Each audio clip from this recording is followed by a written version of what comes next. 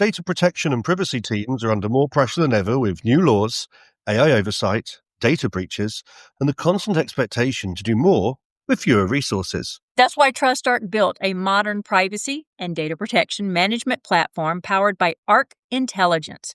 It unifies your tools, automates the work that slows you down, and surfaces what matters most right when you need it. From guided quick actions to our intelligent assistant, Ask Arc, you get credible, contextual answers backed by expert research, not generic AI guesses. Finally, privacy that works the way privacy pros work. Learn how TrustArc helps teams move faster with confidence at trustarc.com/serious-privacy.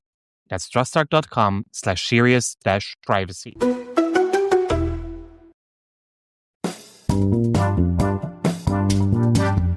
You're listening to Serious Privacy by TrustArc. Please welcome our hosts, Paul Breitbarth and Kay Royal.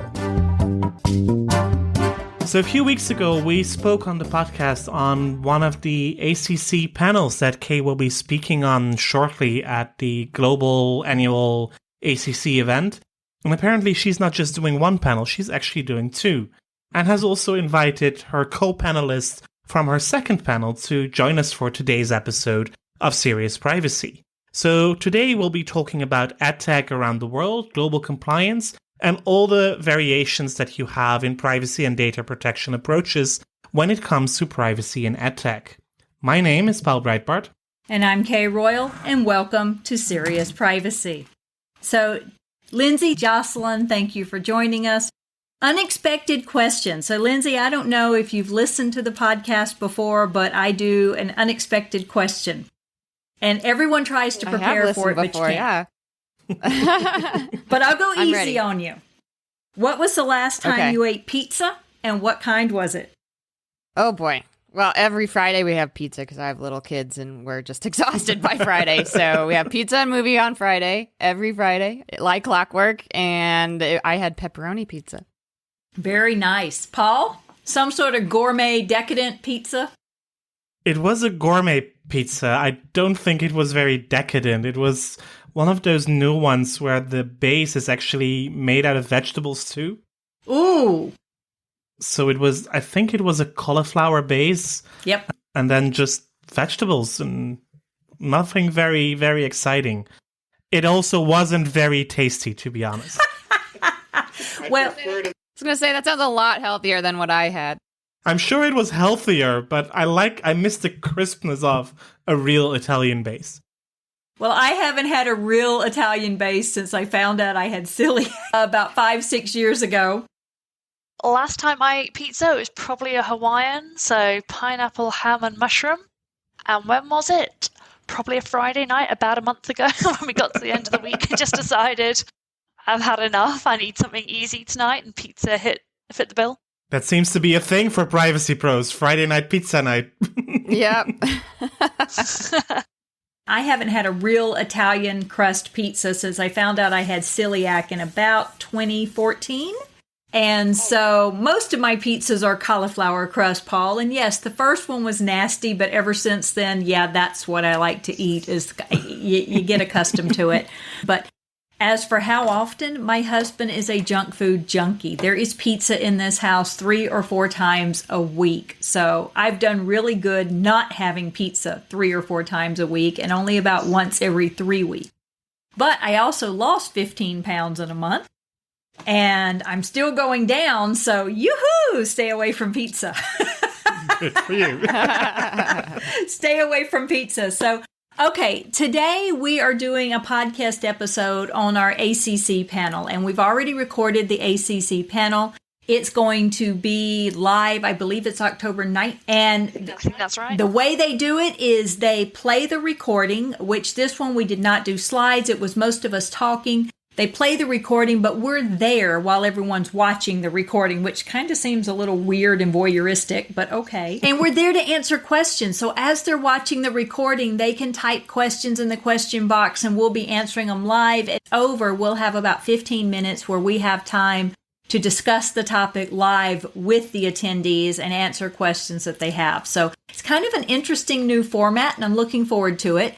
And this session is on advertising and marketing. Jocelyn, do you want to fill us in more on what the session is about? We're not going to answer the questions that everyone's going to find out when we do the recording, but there were definitely a lot of issues that we couldn't get to just because of time constraints and how massive the topic is. But if you'll let us know what the topic is, give us a good advertising here, and we'll dive into questions we couldn't answer.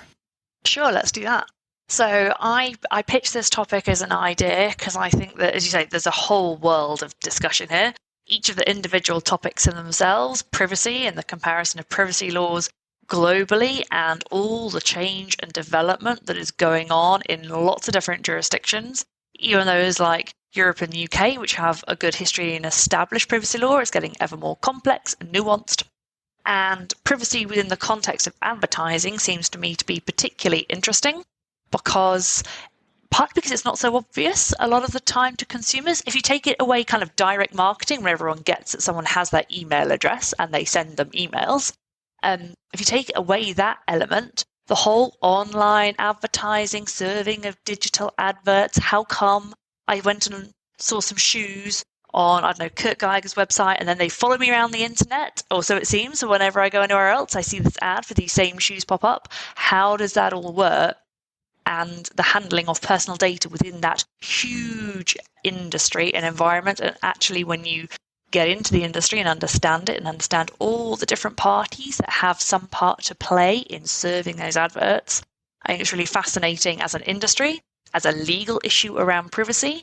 And because, again, it's moving and changing because the regulators in Europe have focused in on this, particularly the issue of real-time bidding, and are concerned about, is the industry going too far into invading people's privacy in order to bring good marketing? Is that really a question? Or I mean, foregone conclusion? If you ask the industry, yes, it is a question because they will claim that they don't go too far.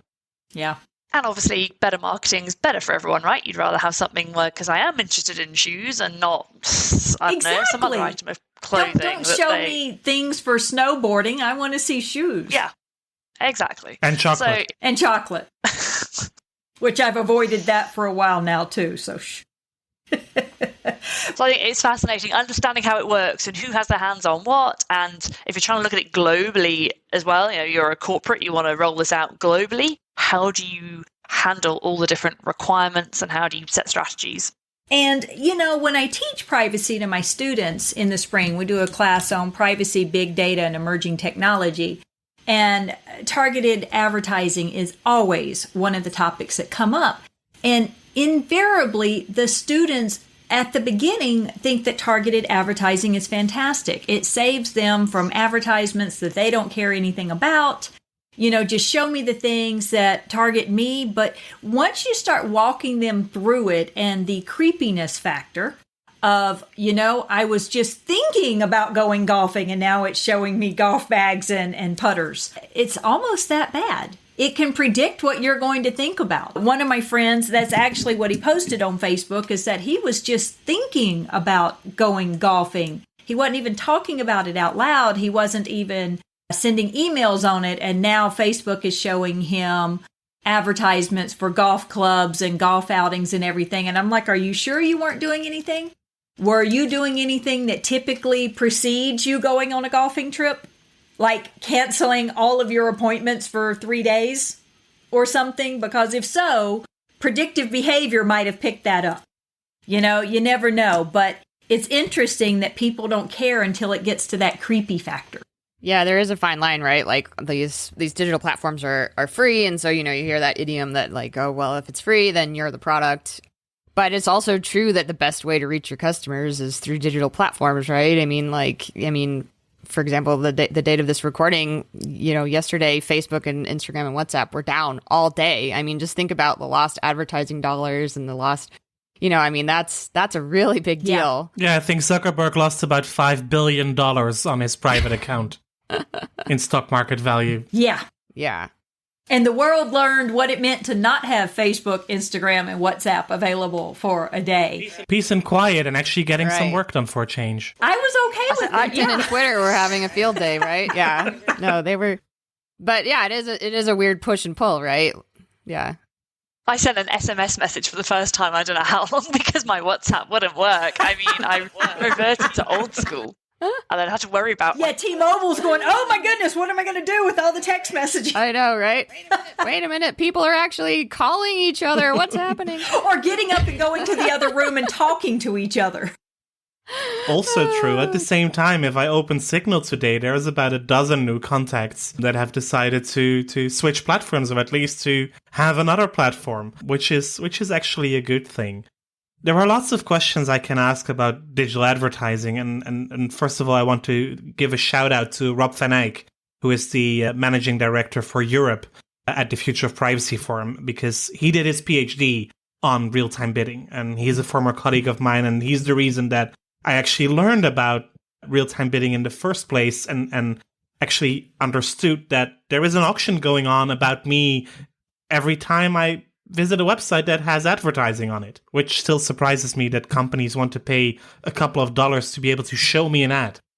That's pretty strange, especially since I don't see any of that money. And then it shows also from research, at least here in the Netherlands, that real-time bidding isn't that effective, that contextual advertising is actually more effective and makes companies more money than targeted advertising. There is a big study from the public broadcaster here in the Netherlands, their advertising agency, that shows with numbers and stats that contextual advertising led companies to make more and people to feel more private. So why would we continue with real-time bidding and ad tracking?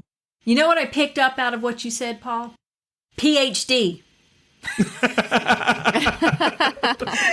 Because I'm going to turn in my draft of my PhD today. Of course, it's a very brute draft. But no, real-time bidding, exactly. And the problems that come with real-time bidding and the signaling, especially when it comes to things like COPPA and advertising to children. But I'm not surprised to find out that contextual advertising is much more effective, because that's what we've all been talking about, right? We all like it until it gets to that creepy factor. Once it hits the creepy factor, then we get offended and don't realize that we're part of the problem.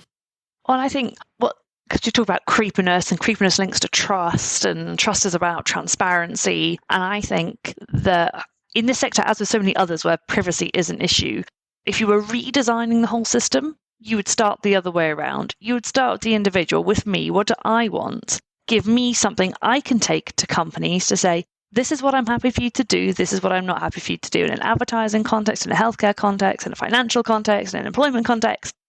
And so you'd put it out there once. And then people could come and say, oh, could I actually do this? Or kind of ask questions by exception. But you wouldn't have to tell everyone each time, this is what I'm okay with and this is what I'm not okay with. And obviously, that's what the European regulators are trying to do a little bit through some of the new regulations they're looking at, and saying, can we set this at the browser level? So as an individual, I can do this once. But of course, that's not the way it's all grown up. It's all grown up the other way around, with everyone asking you, what can I do? And giving you information about what they want to do. So it'll be really hard to turn that around. And I haven't seen any country kind of starting out trying to do it that way around.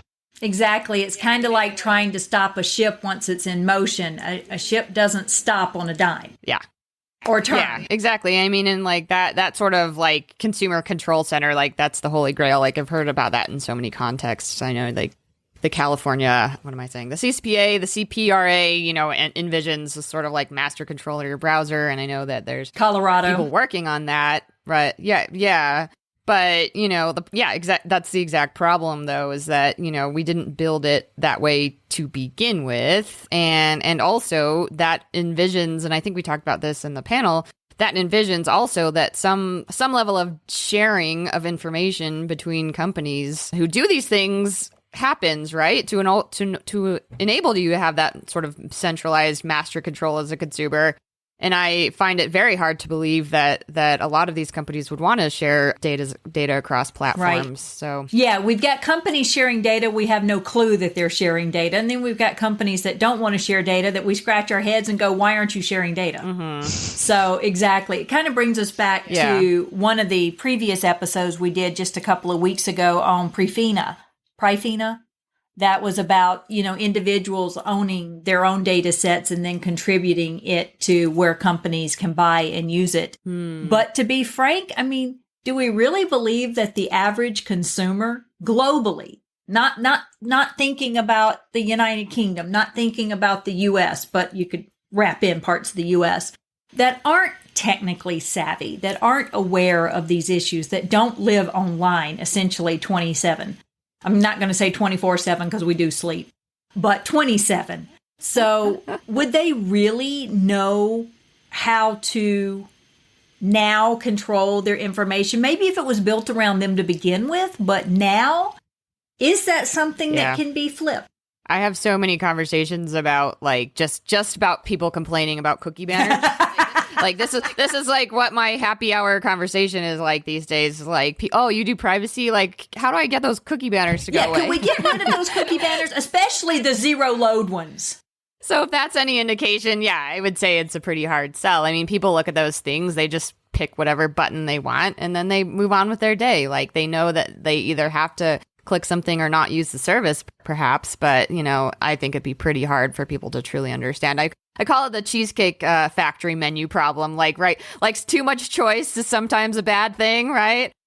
like I cannot handle that menu. Like just give me something off the first page and like call it a day, you know? You know, I'm pretty much the same way. I go in there and I'm like, just give me a salad. Just give me 2 eggs over easy and some bacon because you can get breakfast all day long. But yeah, that's a problem and it's not even paralysis analysis. They're not analyzing. They just want to get to the website. Yeah. And I think so the problem about what the consumer understands is there whichever way around you look at this problem, isn't it? Because we're saying like people just click, so I want to get through, so I'm not reading the information that's there anyhow. I don't really care. I'm not taking it in because it happens too often, and you know, consent fatigue. So I agree. If you're going to do it the other way around, people would have to understand at the outset, what am I being asked? Right. I guess at least they do it once. They don't just go through clicking, don't care, until, as you say, something really creeps them out, and then they might decide that they want to change their approach. But yeah. Well, I like the idea of the browser settings if they work. Now, we've tried to go to browser settings for years, do not contact, all of that stuff. They don't work. But if they did work, wouldn't that be interesting if when a person downloads a browser, it went through a wizard and asked them what were they willing to accept or not accept? And so you literally only have to set it up every time you get a new device because you probably want to reconfirm it since it stores it on the device. Yeah. Or a new browser. Exactly. And so how many times do people change? I mean, maybe a phone every other year, a computer every 3 or 4 years, if that. Very few people are changing devices every month. And then there's not but so many browsers to choose from. And so maybe if that was embedded in it would be a way of turning it around. I think you're right, Jocelyn. But unless we're willing to go to that step and all of a sudden all the browsers stop and push out the user wizard, it's not going to happen. Yeah, completely. And I think too, if I'm putting my business person hat on for that, you know, like you also want some authorization to allow your algorithm to like learn on what's actually happening online, right? Because maybe I, you know, sign up and I say, oh yeah, I like dogs and, you know, kids and flowers, right? But like maybe they notice that I'm really spending a lot of time on like shopping websites or something. So you would want like additional permissions right away to say like, can we also like learn from your behavior or not, right? And then, you know, like maybe you'd have to have some prompt that reminds you to refresh your settings. I just think it sounds great, but I think it'd be really complicated. Yeah, kind of like a pop-up that says, we've noticed that you've been looking at pageant gowns for 30 days. Would you like to see advertisements for pageant gowns or chocolate diamonds from Kay Jewelers? Right, I know, exactly. But that already means that you are being tracked. I was going to say the same That's thing. true. Yeah. You know, but do we want it to go to the extent of, I've noticed that you're not happy at work for the past 7 hours. Shall I show you some new jobs? I mean, think about the irony of being shown new privacy jobs. Yeah. I know. It is funny, though, the way that, like, these things learn, and they learn sometimes incorrectly, right? Like, so, you know, I spend sometimes way too much time on social media, and I am obsessed with Schitt's Creek, the show.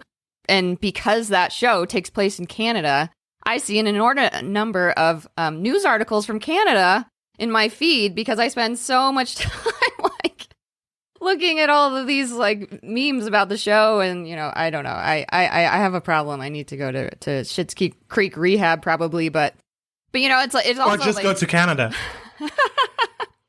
Yeah, but it is funny too, right? Like they're learning these things that like maybe has nothing to do with like what you actually want to be presented, right? So some control over that would help, right? Like I could say, only show me things that are within a certain number of miles radius, or So yeah, I mean, I certainly do see the benefit if they can get it right. A completely different example, but I hear a lot of parents in my surroundings complain about the way that Spotify curates their playlist if they give their children their device for a couple of hours to keep them quiet, or during a road trip to play children's music, and then especially the end of year reviews are all screwed up because it's only children's songs except for maybe one or two. And it should be possible to just filter that out. I'm laughing because I'm thinking, Lord knows if it played my music list according to a Saturday with my grandkids. No, I do not want to be Shark one more time. No, I really, really don't. Or the wheels on the bus go round and round. So we've talked about the solution. Ideal solution would be turn it around, put it in the hands of the consumers. That's not going to be an easy ship to turn, literally or figuratively. But what do? Do we pass more laws to control it? Do we go to more enforcement activities? What is the solution for the circumstances we're in now? Industry solutions, I think. Yes, we'll talk about that during the program. Tumbleweed, yeah. You've rendered us speechless, yeah. What regulators want is industry to come up with an answer to the problem. I think we would all acknowledge, as we have been doing, that there is benefit in seeing marketing to things you're actually interested in, or if you could tell someone this is actually what I want to hear about, not just life in Canada, but life that's nearer to where Lindsay lives. So industry will be better placed than a regulator because they live in that world to figure out how to do that while still getting the benefits that they want and that they think they can offer to consumers, whilst having an eye to privacy concerns that consumers themselves raise. As you say, there are people who care a lot about this, and I also think as time goes on that education piece gets better, because this is not quite something that's taught yet, but children are much more aware of what they should and shouldn't do on the internet, and how they think about their data will be very different to how our generation thinks about it, and certainly the generation before us who probably don't have an issue at all because they were never online as much. Time, the movement of time as well, will help a lot in how this resolves, because you're right, we're not going to do anything tomorrow that's going to drastically change the way this industry works. Yeah, right now we're living with cookie banners. Oh yeah. Yeah. And we're living with people not understanding cookie banners and the way they work and why they're there, and we're living with companies and how they implement cookie banners, which depending on how they implement it might cause some delay in the the loading and everything, which apparently So Kay, for once and for all, let's give us the explanation. How do they work? Yeah. How do cookie banners work? Well, I mean, from TrustArc's perspective, we're a vendor of cookie banners, and, customers choose how to implement a cookie banner, how they want to do the opt-outs, what they're going to pay attention to, how do they classify their first and third-party cookies and all of this. And then customers can choose whether or not to do a zero-load cookie banner or to have the cookie banner show, which means if you continue to use the site or navigate to other pages, then the cookie banner will disappear and it will be implicit consent, which in Europe, implicit consent is not necessarily the preferred way of doing it. Could also just say it's illegal. Well, yeah, you could also say it's illegal, but I was trying to be nice about it. But, everyone's in cookie banner fatigue. They don't like them on their mobile devices. They don't like them on their computers. They want them to go away, but the law says you have to have them. And the law in Europe says you have to have zero-load cookie banners. So that's really frustrating to people, especially when dark patterns might be utilized. Again, it's not that you can hold Microsoft accountable for putting pornography in a PowerPoint. You can't hold us accountable for how customers implement. But NOIB in particular is going after customers, or not customers, companies on their cookie banner implementations, and the French CNIL has been very active in that as well. So what are the things that they're looking at? They're looking at, are you using what's called dark patterns now, which sounds a lot more technical than it really is. In some cases, it's a case of the accept all cookies as a big bright green button, and the go into cookies and select is this little bitty gray link that's not even hyperlinked that you don't realize you can press. That's a dark pattern because you're nudging people. Love the book Nudge. You're nudging people to move. And yes, I'm doing waving hands. Nobody can see that. You're nudging people to make one selection over the other because you're influencing them by giving them a bright green button and then a little bitty button that nobody even knows is a button. And those are the things that's starting to do. So it's a more sophisticated version of a pre-ticked box. Exactly, We've Right, kind of moved away from a pre-ticked box, but let's do a big green one and a little tiny grey one that no one's going to really notice on their mobile device. That you don't even see because it's the same color as the text. I'm not really sure. How did people suddenly agree that these things were called dark patterns? I mean, I got very used to sort of UDAP thinking, right? Like, make sure it's not unfair, deceptive, or, but like all of a sudden we're calling it all dark patterns. Like, does anyone know how we started to? And doesn't a dark pattern sound really sophisticated? I know. When it's... I think it was a book as well. Yeah, and it sounds like some must have like been a creepy book. Netflix series or something, like dark patterns.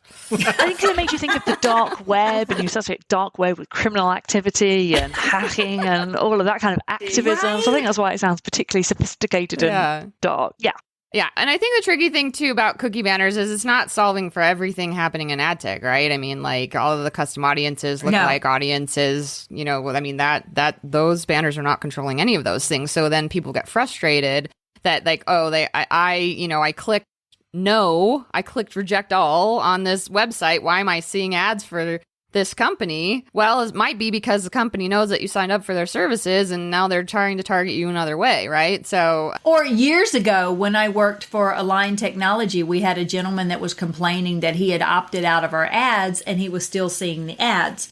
And I wrote back and gave him all the ad choices and how do you opt out and your browser settings, gave him all the information. He wrote back and said, well, I'm still seeing them. So I did a lot of digging. He was seeing placed ads. yeah. Like you buy an ad spot on this particular thing and that's what you see. It's kind of like a billboard on the road. You don't get to opt out of it. We bought the space. It's there.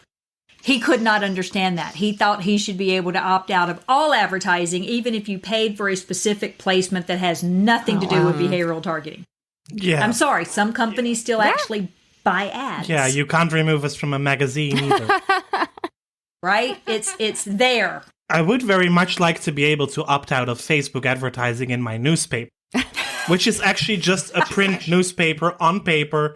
And every week now there is Facebook advertising. Oh, use Facebook for your small business. I don't want to use Facebook. And you're like, can't I get away from you? I bought a newspaper. And I don't have a small business. Kicking it old school. And if you were online, they would know that. But you bought a paper, so they don't. Exactly. And then I get to Brussels, and in the metro in Brussels, I see the same advertising. This must be a dark pattern. It's following you, Paul. I paid Facebook to stalk you. I'm sorry. Yeah. This reminds me of a case. Somebody wrote a complaint letter that I won't tell you where I read it, but there was a complaint letter that somebody had to go through airport security and they had to hand in their razor because they could not take a razor and with razor blades and carry on luggage, which for airport security makes perfect sense. And this person complained about it, and he said, and then the first thing I saw when I got to my destination and turned on the TV was advertising for razor blades. This must be plotting and scheming. Wow. And this must be deliberate, and He thinks Big Brother really exists. I want those people prosecuted. Ay. Some people see plotting everywhere. Yeah. So Jocelyn, to your point about there's probably a very small population of consumers that might actually move that direction, and it might be a little scary. It might draw a halt to the entire marketing community if we put the choices in the hands of the consumers. And of course, this marketing community is very active. Exactly, and they're good at explaining the benefits of marketing, obviously, because it's their job to make marketing good and workable.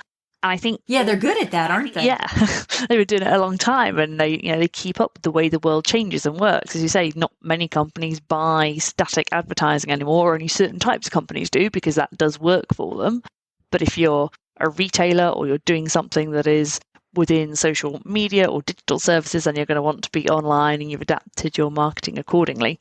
I think if you were going to get consumers to make some kind of change in behavior and some kind of shift, it probably needs to come from some other sector first, which is maybe more fundamental, maybe something like the healthcare sector, because people can more there's more tangible benefits to appreciate and why I might want this doctor to talk to that doctor and share all my medical history just without me needing to know about it, Right. or for research purposes, or an industry that's not really fully formed yet, something like connected and autonomous vehicles. What is going to happen with all this data that's produced from this industry when it really picks up and we see more connected vehicles and connected road infrastructure? Yeah, they have the opportunity right now to build that in. Exactly. It's being born, so you could design in better controls, whether that sits with the consumer or with some independent body, who knows, but you could design it differently for the age we are now in, rather than trying to, as you say, turn the ship and retrofit something that's been running for, well, since time began, and there was companies who wanted to market to people. It's the Titanic. It's going to hit the regulator iceberg. And yeah, if it doesn't do something itself to change for what the regulator considers to be the better. Right. So, Lindsay, what does the future look like in your eyes? I don't know. Jocelyn jogged my memory in some way. I don't know if it's call it a memory, but I think if there was an international standards organization instead of, all these US bodies and all, whatever the European Commission is doing, I think that would be wonderful. If everyone could sort of come together and just say, like, this is how we're going to do it. Because we at Visa, we try to push for that with other things. I don't know that we've ever pushed for that with marketing specifically, but I mean, international standards organizations help with a lot of things in terms of setting the benchmark. And then, the regulators have something to look toward if they do decide to regulate the area, right? Because we still don't have a privacy law in every country where, we're operating. But basically an ISO standard for ad tech. Well, I was thinking something else because Lindsay reminded me, PCI has been very successful. Mm-hmm. If you look at that. So the payment card industry, data security standards that were created by the credit companies, the Visa, the MasterCard, the credit card, the Visa, the MasterCards, the American Express, the Discovers, although I think one of them is out of PCI now, I don't remember. But they created PCI. Now they set up a standards council that runs PCI, but they created it and it's been highly.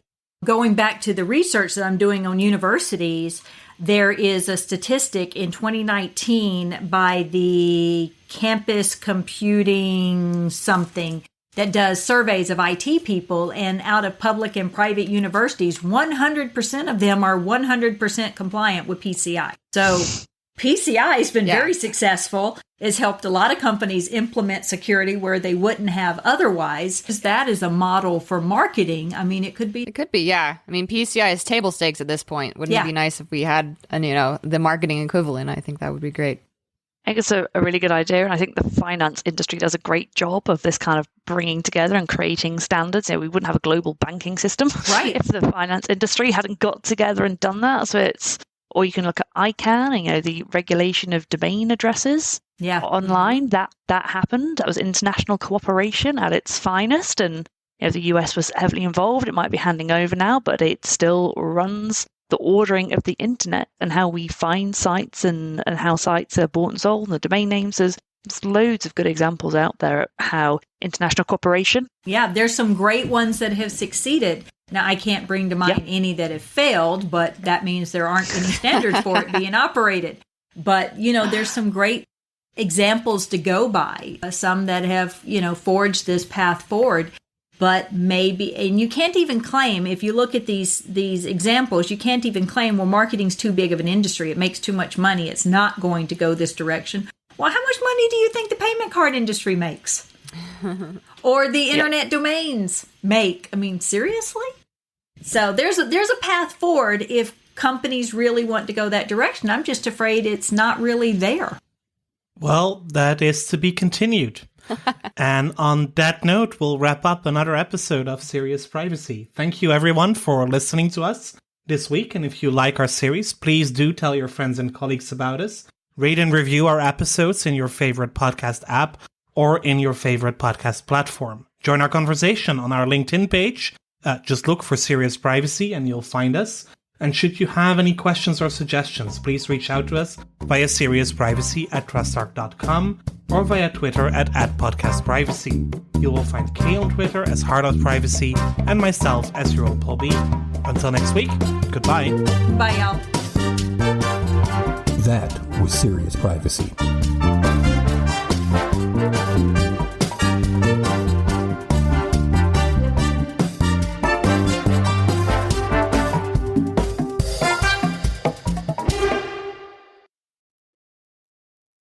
you're a data protection or privacy professional, you already know the pressure. Non-stop regulatory change, AI oversight, internal demands, and the expectation to somehow stay ahead of it all. And the old patchwork of tools just isn't cutting it anymore. No. That's why TrustArc created a modern privacy management platform powered by Arc Intelligence. The TrustArc platform brings your workflows, evidence, research, tasks, and applications all together in one unified and intelligent workspace so you don't waste time digging, clicking, or context switching. With Ask Arc, your privacy assistant, you can ask plain language questions about laws, jurisdictions, or even your own program data and get credible, cited answers based on NIMBY research and more than 1,000 global laws. It's explainable, transparent, and purpose-built for data protection and privacy. So if you need to add a vendor, create a cookie banner, or start an assessment, quick actions take formally complex tasks, turn them into bite-sized guided workflows to save you time. It's a platform that thinks like you, works like you, and helps you move faster with confidence, whether you're a seasoned DPO or you're just getting started. See how modern privacy gets done. Explore Arc at trustarc.com/serious-privacy. That's trustarc.com/serious-privacy.